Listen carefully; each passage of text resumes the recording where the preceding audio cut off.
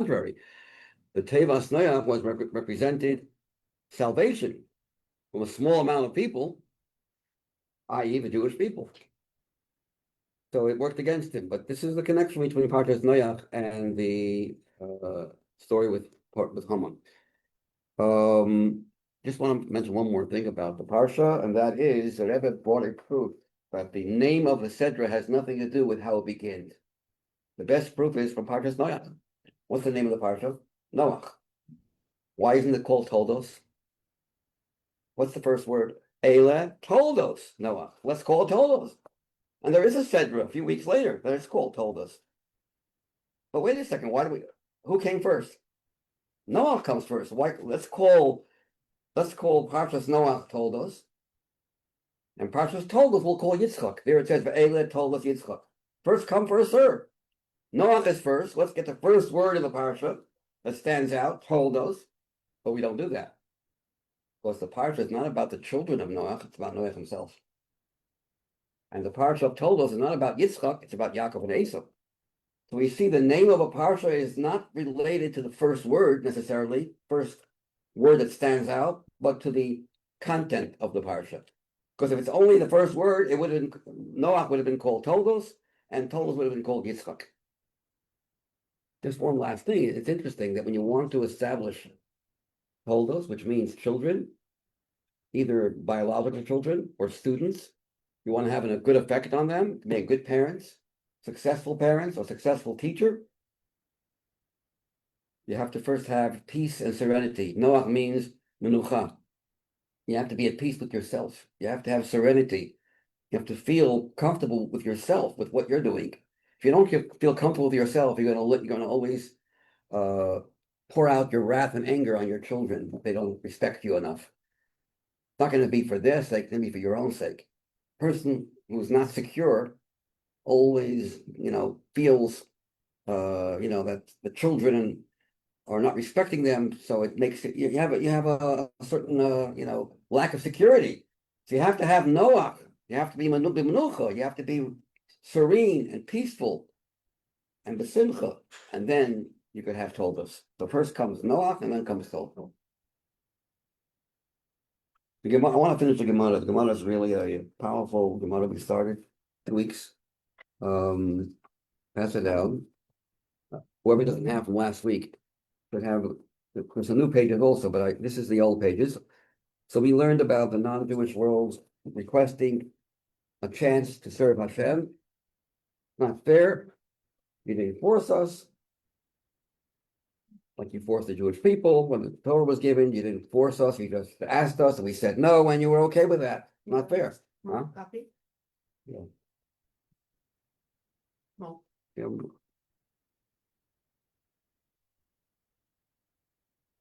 Well, Zara, Daf Gimel. What? Really? there are pieces. It's, the 28 and Oh, this is, Oh. oh, we missed you.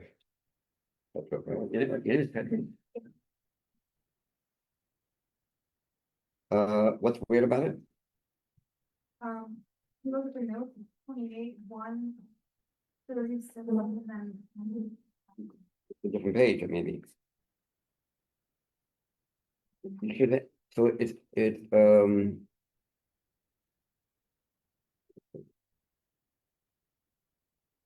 yeah, we're up to, we didn't get too far. We're up to hold on a second. Start from the beginning. The first page is the original. Things are not so clear. On the second page, we did the second page. If you have the third page where it says 3A1, 3A means Daf Gimel Amud Aleph. The first page of the English on Gimel Amud Aleph, 3A. Do you have that? Should be here. I have it. 3A1. Yeah? Okay. So the non-Jews are going to complain, why did you force us? I'm going to say, force you? You think it would have helped? You haven't kept the 7 mitzvahs even. I'm going to try to force you to keep more. And then the Gemara says that Hashem basically took away the mitzvah from them. Gemara asks, that's not fair. You don't do a mitzvah, you don't observe, you violate the laws, the 7 Noahide laws, and you get an exemption. That sounds like every sinner can gain. Just don't do it, and Hashem will take it away from you. And you won't get punished. No. The Gemara says, you will get punished, you won't get rewarded. So the Gemara says, really? We're told that a non-Jew who learns Torah and does mitzvah is equal to a Kohen Gadol. That's a pretty big reward. Gemara says, yeah, but guess what? It would have been bigger than that. Had he learned Torah, if he would have done a mitzvah and learned Torah meaning the laws that he's supposed to know, the 7 Noahide laws, a non-Jew is allowed to and should learn all the laws pertaining to the Cheshvan mitzvahs, B'nai Noach, 7 Noahide laws, or the mitzvahs that they have. Had they not rejected and violated those rules, they would have been greater than a Kohen Gadol, like a Jew. Jew who learns Torah is greater than a Kohen Gadol. But a non-Jew loses that special schus, meaning Hashem takes away the added quality of being commanded. When you're commanded to do a mitzvah and you do it, you have much more reward than if you're not commanded. We explained the reason for that, because when you're commanded, the Yetzer Hara tries to stop you much more. He's more interested in stopping you. When you're not commanded, he doesn't put so much pressure on you. Or the fact that you were commanded makes you worry, I better do it. And the worry, you get rewarded for the worry. If you're not commanded, no harm done if I don't do it. So you're not so worried. You don't have this phobia, this scare of what happens if I fail. So Hashem said, even though it was commanded to you, the 7 Noahide laws were commanded, I'll treat it only as if you weren't commanded and give you a reward accordingly. Okay, that's what Gemara is. That far we went. Then the Gemara says that the non-Jews are going to say, but please give us a second chance. But before that, let's get actually before that. On page 3A1 on the right side, the right column, where it says the second paragraph, at any rate. This brisa demonstrates that the nations were delinquent in their performance of the Noahide laws. Their petition that they had been given the Torah, had they been given the Torah, they would have performed its precepts, is thus denied. They therefore submit a different appeal. Here's what they say. This is what the Goyim are going to complain to Hashem. Oh, wow. Mazel tov. Whoa. Oh, Queen is here in the room. Stand up. Queen Bailey. Oh, wow. Hala. Here's from by all of you. Man. That is such a surprise. Pleasant surprise. I made Shayna come get me so I could come. So the Gemara says, it reinstates its question, what the Goyim are going to tell Hashem in the future, after Mashiach comes. This is what the idolaters say before the Holy One, blessed be He. Master of the universe. Yisrael, Shekiblua, the Jews who received the Torah, do you think they are so from? Heichen Kimua, where have they observed his precepts? You're so happy with them. What evidence is there that they were meticulous in the observance of the Torah? Amal Makar Baruch Hashem says, I'll testify. I'm pretty, reliable. I'll testify that they did over millennia, over many years. Wow, that's so many tzaddikim.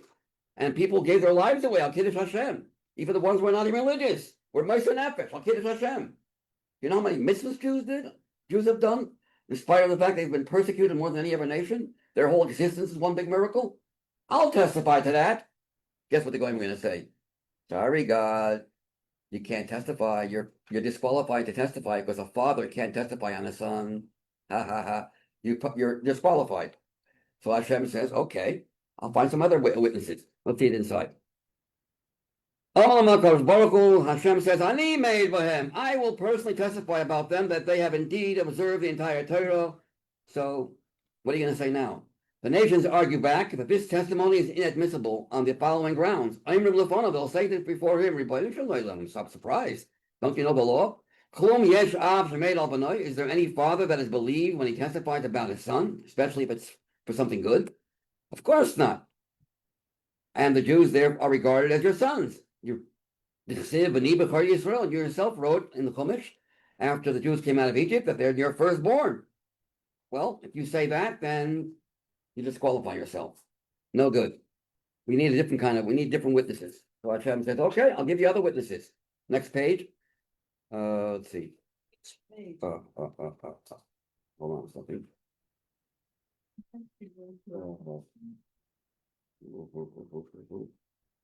What's she doing? If you follow the footnotes, it's on 3 to. Oh, you didn't do it right order. Yeah, I see what you mean.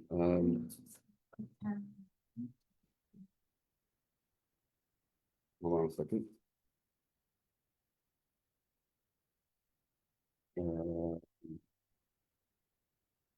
We're up to 3A2. That's going to be 382. Is there 382 over here? Yeah. Okay. Okay, 382. So let's turn to 382. That's the continuation. Got it? 382. What's that? 3A2. The argument is accepted. Hashem says, okay, you're right. And therefore he introduces another pair of witnesses who are not, relatives of the Jewish people, about the heaven and the earth. The heaven and earth will testify about the Jewish people observing the Torah. That they have fulfilled the entire Torah throughout the generations. The nations argue again. Sorry, earth and heaven are also disqualified. Why? Let's see why. They're not relatives. So why are they disqualified? Let's see. They will say before him, They are biased. They are not impartial. Oh, yeah, that might be okay. So when it says 382, your husband lets you come here? Baruch Hashem, yes. I heard him say the mimer like a real pro. What? Yeah, the women are making so much noise over there. We were happy. Okay. I was at the Kabbalah Funnim. Women were making a lot of noise. General women make a lot of noise. Very rare, very rare. They hardly ever talk, but for some reason they were talking when the person was saying the mime. I don't know why. Yeah, sure. Okay. They have a self-interest in their testimony.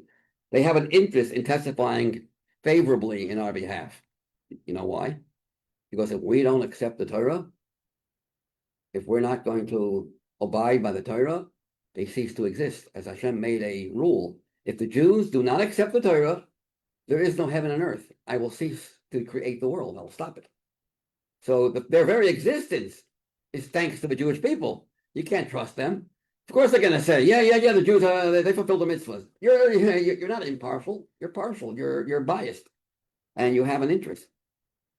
Shenamar, how do we know they have an interest? How do we know that the world's existence depends on the Jewish people? Shenamar, imlo barisi, if not for my covenant, which means the covenant of day and night. Torah learning is to be day and night. Imlo barisi yom v'layla, chuko shamayim v'oretz leisamtim. The statutes of heaven and earth I would not have established. I would have destroyed the world or ceased to create it. This verse indicates that the very existence of heaven and earth was contingent upon the Jewish people's acceptance of the Torah. So they can't be accepted. The Gemara cites a second source of the existence of the world depends on Torah study. Amar of Shimon Lakish, Rav Shimon Lakish says, he's better known as Reish Lakish. He was a contemporary or a chaver, a chavrusa with Rabbi Yochanan, famous Rabbi Yochanan. There's a lot of stories about them. And he says, what is the meaning of that which is written? It says on the 6th day of creation, the end of creation. By Hiera, by Yevoker, it doesn't say Yom Shlishi, Yom HaShlishi, Lo Makotuv Kaka. The first day it says Yom Rishon, Yom Sheni. It doesn't say Yom HaSheni, the second day, third day, fourth day, fifth day. On the 6th day it says Yom HaShishi. Why HaShishi? The 6th. The 6th is a very famous day. What's the answer? There is another 6th day that's very famous. The 6th day of Sivan, when the Torah was given. So the Torah is saying, you know why Hashem completed the world? And what was the condition?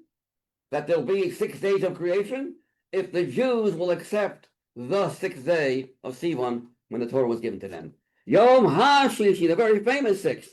Let's see it inside. HaShlishi, why does it say HaShlishi? Why do I need the extra hay in the word HaShlishi? Melame, it teaches us Hisna.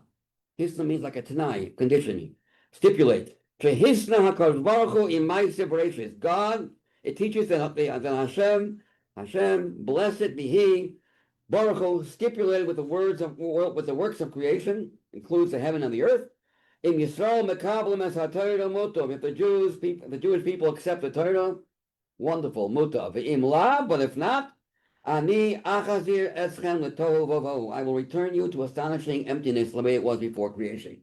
I have no need for a world. There's no Jewish people accepting Torah.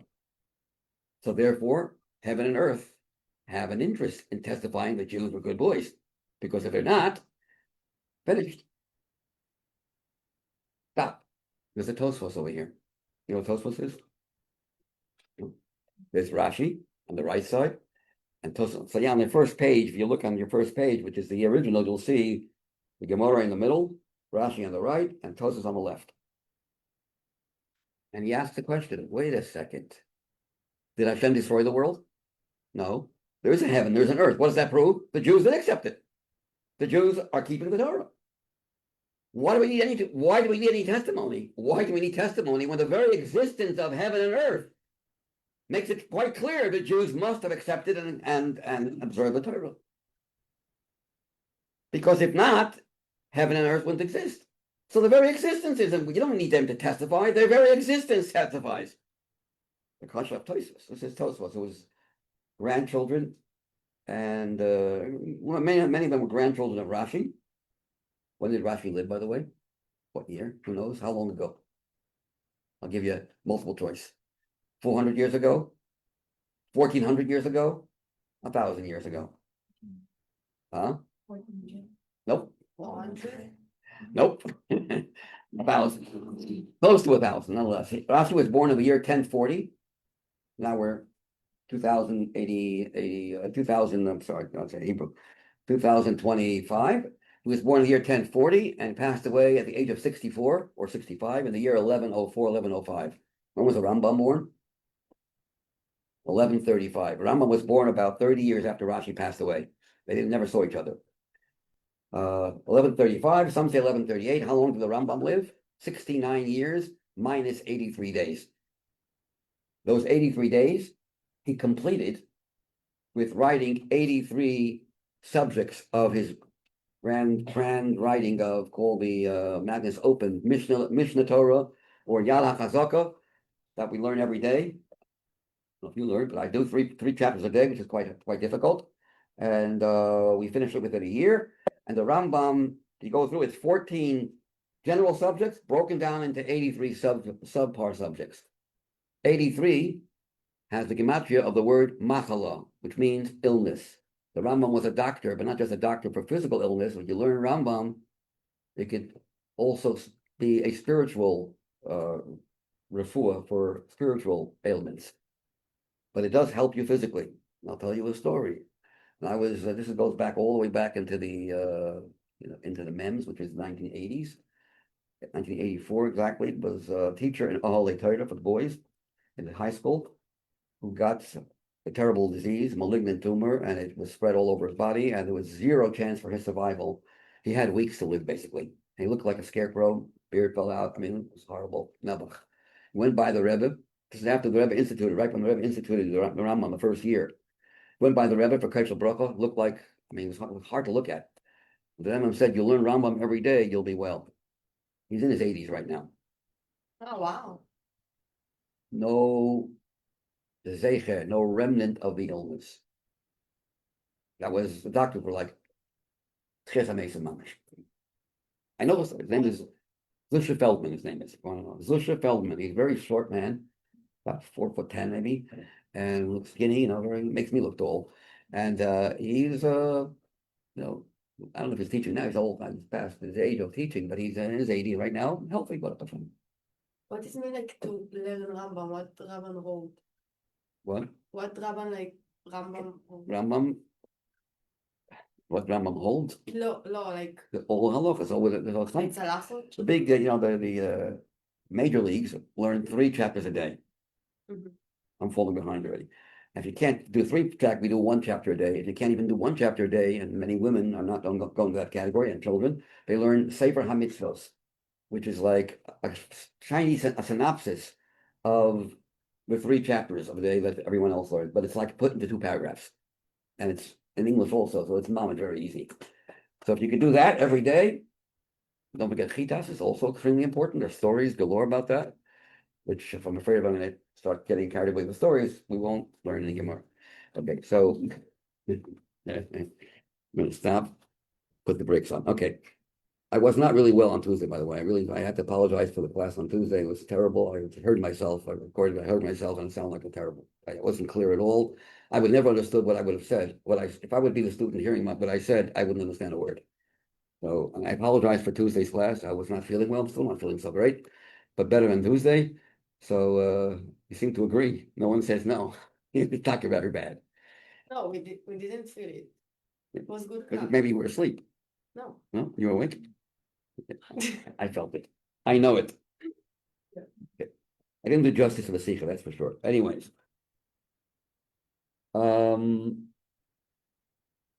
So my question was very obvious. The Tosfos question.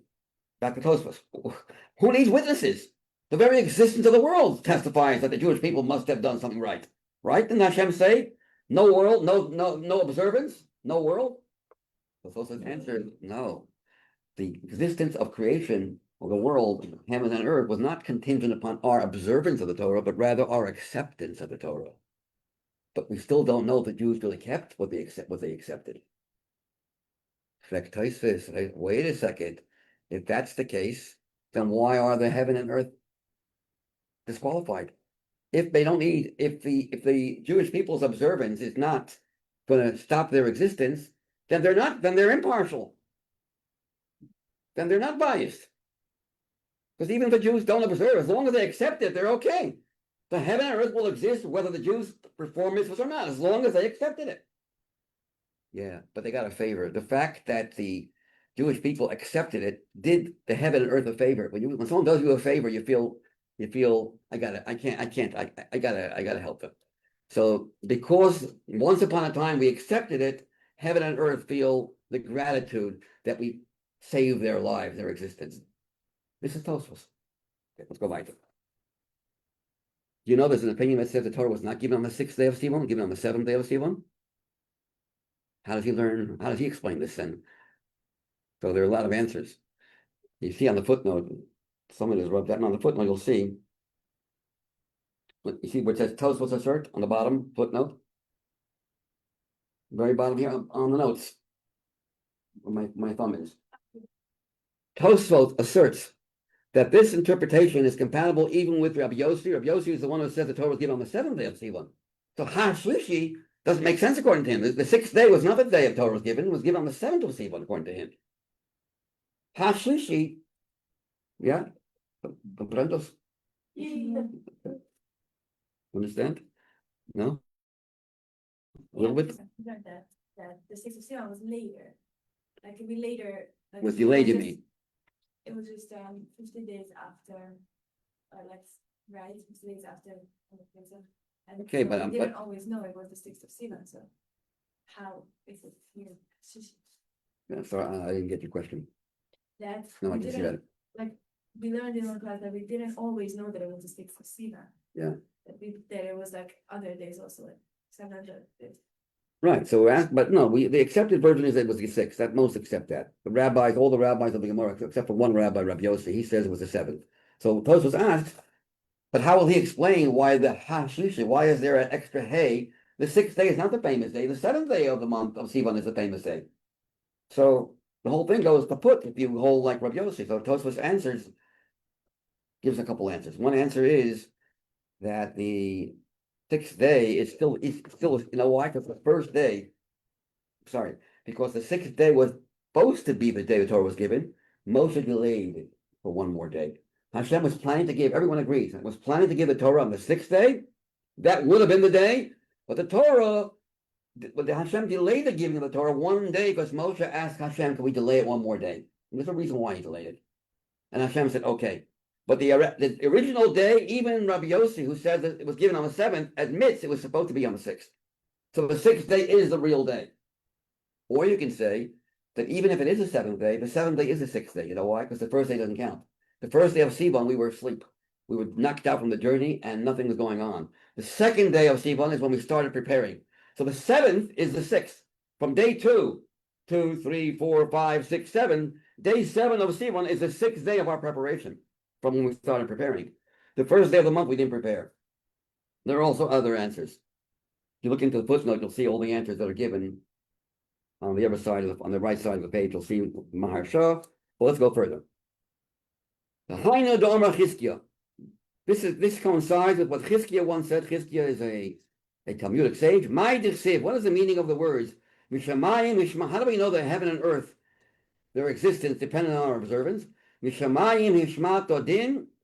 From heaven you made a judgment, i.e. the Torah heard. The earth became afraid and great calm, and grew calm. It was afraid, calm. I mean, why was it afraid? And if it was afraid, why do you say it grew calm? Imiora, if it became afraid when the Torah was given, why did it later grow calm? The im shakata, and if it grew calm, like sheket, shakata lamayara, why was it afraid? Make up your mind. You can't be both. Was it afraid or was it calm? The Gemara answers, B'tchila, prior to the Jews' acceptance, it was scared, shivering. Rather, the verse means that in the beginning, before Israel accepted the Torah, the earth was afraid of the soap, and at the end, when they finally accepted it and they said Na'aseh v'nishma, it grew calm. All the aforementioned teachings convey that the very existence of the heaven and earth was contingent on Israel's acceptance of the Torah's precepts. They therefore are beholden to Israel and invalid to testify about Israel's observance of the Torah. Who then can submit acceptable testimony that they have observed the Torah? The Gemara concludes, okay, Hashem says, 383 now. 383, next page. Yeah, 383, the next page, turn the next page. Didn't come out so well. Hashem says, okay, I'll bring you non-Jewish great leaders and prophets. They will testify that the Jews, big guys, you're big guys. You're the Goyim, the non-Jewish world. They'll testify that the Jewish people accepted the Torah and that they are observing the Torah even. Mikem yavo, from amongst you, yourselves, will come. But you're and not even the great people amongst you, the troublemakers. And testify about the Jews that they have indeed observed the entire Torah.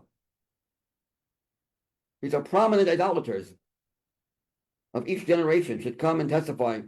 And Rashi and the Gemara says further, Yavo Nimrod, Mr. Nimrod, today's Parsha, Nimrod. He's the one who threw Avraham Avinu into the furnace of fire. He rebelled against God, Nimrod, like Morad. He's also called Amrophel. Omar, Amrophel is a combination of two words. Omar, a shortcut for the word Omar. He said, pull, throw him in. Pull, or pel means in Aramaic, throw. Cast Avraham into the furnace of fire. Omar, he has two names, Nimrod and Amrophel. Omar, pel. He said, throw. So we know that he was no big tzaddik. Pretty big Russia. And he threw Avraham Avinu into the furnace of fire. And yet, he'll testify about the Jews, Avraham Avinu, the first Jew, that they have indeed observed the entire Torah. I'm sorry, I went back. My mistake. I read the line before. He'll testify that Avraham Avinu did not worship idolatry. He gave his life away for that. That's one generation. Then Yovel Lavan, another big tzaddik. Let Lavan come and testify about the patriarch Jacob, about Yaakov Avinu. That Yaakov Avinu, so like Nechshon al Gezel, not only did he not steal, he made sure that his father-in-law should not even be able to suspect of theft. He did everything within his potential to avoid even people being suspicious of him and being a theft. You'll see from the Psukim, as the footnote will explain. Look at footnote 21, will explain that Yaakov Avinu not only did not steal, he made sure that no one would be able to even suspect him of theft. Tavoy, the next generation, Yosef, Eshes Potiphera, the wife of Potiphar, Vitoy be Yosef, and let her testify that Yosef, Shalom Nechshad al Ha'aveda, that he was not to be suspected of committing, because he could have actually, at least Yichud, and the law of Yichud was not in effect then. For Matan Torah, there was no problem with Yichud, man and woman being in the same room. But he didn't want to even be in the same room with her. He ran out, not to have, and no one even suspect that he might have done what she said he did. So he even avoided suspicion. Shelo nechshad, the word in Hebrew is nechshad, chashad. Shelo nechshad. Okay. So we have generations, Avram, Yaakov, and Yosef, before Matan Torah. Shelo nechshad al ha'avera, he was not be suspected of committing a sin of adultery. Yavo Nebuchadnezzar, this is already way later, after Matan Torah. Nebuchadnezzar, another tzaddik. Let him come. The Yoed, let him testify about Hananiah, Mishael, Azariah. They did not bow down to the image. It says image. It doesn't say idolatry. It says image. How come it doesn't say idolatry? Wasn't it an idol? He wanted the three great prophets, Hananiah, Mishael, Azariah, to bow down to, and they refused. He also cast them into a den of lions. Then the lions didn't touch them, and he was like, "Wow." Stories later on, another false prophets that tried to mimic, and they claimed, there's a whole story of false prophets. I forgot their name offhand, but they're later on, and they claimed that we have a nevuah that Hashem says that your daughter or your wife has to be with us intimately. And each one testified about the other. Yeah, God told me that my friend, fellow Navi, and Nebuchadnezzar said, really? That's kind of, his daughter, they told the daughter that, we have a nevuah. So she said, wait a second, I'm going to speak to my father about this. She speaks to her father, Nebuchadnezzar, and he says, that is weird, because I know the God of the Jewish people hates promiscuity. Something's wrong, doesn't fit. I'll tell you what, if was telling us truth, I'll see. I know I had three great Jews that I threw them into the lion's den and they were saved. I'll do the same to you. No. There were three people. We're only two. Okay, I'll give you a third. I'll give you a third. Pick a third person. They picked a tzaddik whose name was Yeshua Kohen Gadol, and he was thrown in. His life was saved. His clothing was singed with fire, but he was saved, and they didn't make it. So we have a story in Tanakh about this. But we know that Hananiah, Mishael, Azariah, and Nebuchadnezzar used to rave about them. Wow, the Jewish people are amazing. Let them testify that not only did they keep, but they were willing to have self-sacrifice. But my question still remains: what is the reason why it doesn't say Shelo Hishtachavu Avodah Zarah? It says Tzelem. By Avraham Avinu it says Shelo Avad, that he did not worship idolatry. By Hananiah, Mishael, Azariah it says that they did not worship an image. So Tosfos says this was not idolatrous. The image was a statue in honor of the king. It was not an idol. They were allowed to bow, and yet they didn't. And Tosfos brings a whole bunch of proofs that it couldn't have been. It couldn't have been a real idol. What are the proofs? I'll give you one proof. Like looking into Tosfos himself, he says like this. Because the Gemara says, had they tortured Hananiah, Mishael, Azariah instead of throwing them into the lion's den, they would have tortured them to death. They would have given in. They would not have. They would have said, "Okay, we'll do it." Now, if it's avodah zarah, God forbid to say that Hananiah, Mishael, Azariah would bow to an idol. These tzaddikim would bow to an idol, so not to be tortured. So it has to be not real idol. You know why they didn't bow? Because it's maris ayin. It looked like in the eyes of others that maybe they're bowing down. They want to even avoid any kind of suspicion that they're giving themselves up to idolatry. But had they been tortured, they would not have been able to hold back. Because to say that, we have proof that even torture, Rabbi Akiva went through torture. The other tzaddikim, the 10 martyrs, they went through torture. Well, Akiva was greater than Hananiah, Mishael, Azariah, who lived before Rabbi Akiva. So some want to argue, no. It could be that even for idolatry, yes, torturing to death, yes, but torture with no end. How about they torture you and they say, we're not going to kill you, we're going to torture you, and we're not telling you how long the torture is going to last. That kind of torture, according to one opinion, if it's a torture that has no kitzvah, we don't know how long it's going to last, suffering, ongoing suffering, for that, you don't have to give your life away, according to one opinion amongst the Rishonim, amongst the Tosfos. So there's a whole dispute, but most of the Rishonim, most of the commentaries believe that no, this was called an andrati. Andrati is a statue to honor the king. It's not a deity, not idolatrous, just giving respect to a king. which is not bowing to a king, is not, you're bowing to a king of respect. It's not considered avodah zarah. That's why the Gemara does not use the word akum, avodas kochavim, like by Avram Avinu.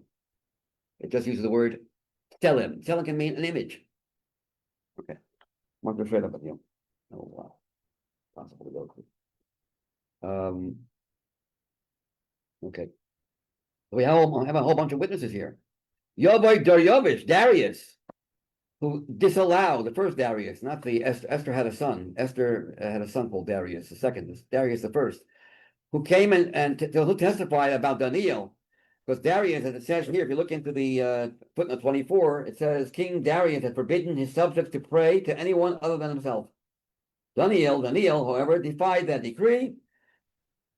So here you see how the Jewish people throughout generations, from before Matan Torah, after Matan Torah, how they accepted the Torah. One other proof, by the way, that this couldn't have been a real Avodah Zarah is all the other Jews did bow to that image. If it's idol, what kind of proof are you bringing the Jews were observant? You have one Jew who didn't, or three Jews who didn't, but most of the Jews did bow to the Tzelem, which is why they were punished later on with Purim story. The answer is, it wasn't Avodah Zarah. They still should have not bowed to it because it looked like Avodah Zarah, but you can't really blame them because it wasn't idolatry. So we don't find any Jews that violated the Torah openly. Okay. Then the Gemara brings another story with Bilda Hashuchi. This is well not so known. You have a story with Job, Eov. They had three non-Jewish friends who testified how righteous Eov was. That's the next piece. And their names were Bildad Hashuchi, Hanamosi, Alifat Hatemani, Eliu ben Brachi, whatever, these three names. Let them testify. The next paragraph on the right side. V'yo'idu behem Yisrael, shekimus kol ha'Torah kula, shenemar yitnu eideyem v'yitzdaku. It says in Eov, let them bring their witness, and they will be vindicated. So what the witness is referring to here is, the verse is referring to, Gemara has been expounding and referring to the judgment at the end of days, where it says, at the end of days, when non-Jews are going to complain, they'll bring their witnesses. The Jews will bring their witnesses, the Yitzdaku, and will be vindicated. So the Goyim see they have no answer. They say, okay, can you give us a mitzvah, please? Amar lefanov, tnu lanu mitzvah, kala. Give us a mitzvah. Tnu lanu merosh, give the Torah to us anew. Start fresh, give a fresh slate. We will observe it. We'll show you how we will be observant. Heaven responds, Hashem says, fools of the world, you can't do it. It's too late now. Whoever toiled on the eve of the Sabbath, meaning during the times that we're living in right now, in Golos, then you can have, your dividends when Mashiach will come. You can eat the Shabbos. You can eat the food on Shabbos. Likewise, it means Shabbos is referring to Mashiach. If you want to have the reward, you have to first serve Hashem before Mashiach comes. Whoever did not toil on the eve of the Shabbos, how is he going to eat on the Shabbos? Okay, you know what? I'll see to your request and test whether you really would have to observe the Torah or not. I'll give you a mitzvah kala, an easy mitzvah to fulfill. It's not a small mitzvah, the Gemara will explain. It doesn't mean kala, doesn't mean easy, meaning unimportant or trivial, but rather it's an easy mitzvah to accomplish. And the name of the mitzvah is sukkah. Why do they pick sukkah? It's easy, but why sukkah? There are a lot of other mitzvahs that can also be easy. Tzitzis is also an easy mitzvah, and it's an all-inclusive mitzvah. That the whole Torah is compared with tzitzis. So why sukkah? And one of the answers is sukkah is an all-inclusive mitzvah more than any other mitzvah. You walk into it. You walk into a sukkah. Your whole body is into it. It includes every fiber of your being. In fact, if you look at, take the word sukkah and you spell it, you spell samach vav chav hey. How do you spell sukkah? Samach vav chav hey. Spell each letter. Spell samach. How do you spell samach? Samach mem chav. Samach.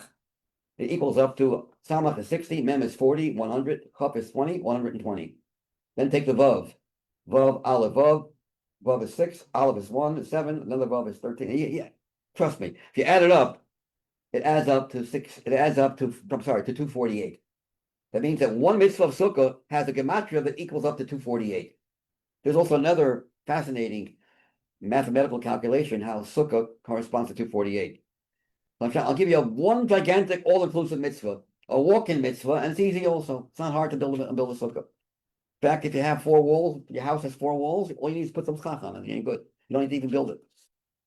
But they made a sukkah on their rooftops. You know why they made a sukkah on the rooftops? Because they used to have they love shade. Sun is too powerful. And they used to live on their rooftops. Those days the roofs were flat. And why they choose the rooftop? Because you can get shade. It's a machaya. You can sit out and enjoy, enjoy the shade. Nice mitzvah. They like the mitzvah. What did Hashem do? Cause the sun to pierce through the schach, and the schach started moving, and the sun went shining right through, and they got angry, and they kicked the sukkah down. Hashem starts laughing. But before we get to there, and I mentioned that a few weeks ago, I want to learn it inside, and we've ran out of time. So I really want to finish it because the Gemara gets very interesting later on. It mentions Goy Gemogik, it mentions a lot of interesting things here, but I want to get to. So keep the copies. I don't have to keep making new copies every week. Keep the copies. Don't unless you really don't want to hold it. But if you want to hold it, I appreciate you holding it yourself and make sure to come next week. We'll finish it next week. Class is too short. Thank you.